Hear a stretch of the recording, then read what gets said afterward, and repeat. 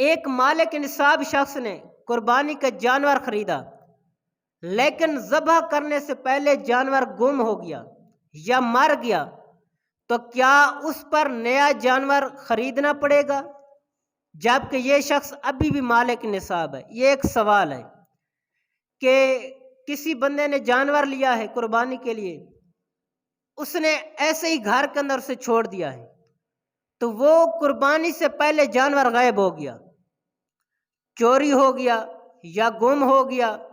یا کوئی ایسی صورت بنی کہ وہ مر گیا، تو کیا اس شخص کے اوپر اب نیا جانور خریدنا ضروری ہے یا نہیں ہے؟ تو اگر وہ مالک نصاب ہے، اس کے پاس اتنی مقدار میں سونا چاندی یا پیسے یا کوئی چیز ہے، مال تجارت ہے کہ وہ نصاب کو پہنچ رہا ہے، تو اب اس شخص کے لیے ضروری ہے کہ وہ دوسرا جانور خریدے اور خرید کر وہ اس کی قربانی کرے۔ اب اس کا دوسرا جز دیکھیے کہ ایک ایسا شخص تھا جس نے جانور تو خریدا ہے قربانی کے لیے، وہ جانور گم ہو گیا ہے یا مر گیا ہے یا کوئی مسئلہ بنا ہے کہ وہ چوری ہو گیا، کوئی بھی معاملہ بنا ہے،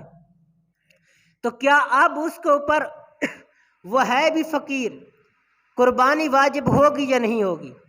تو اب اس شخص کے اوپر قربانی نہیں ہوگی، کیونکہ وہ غریب ہے، فقیر ہے، اس کے پاس اور مال تو ہے نہیں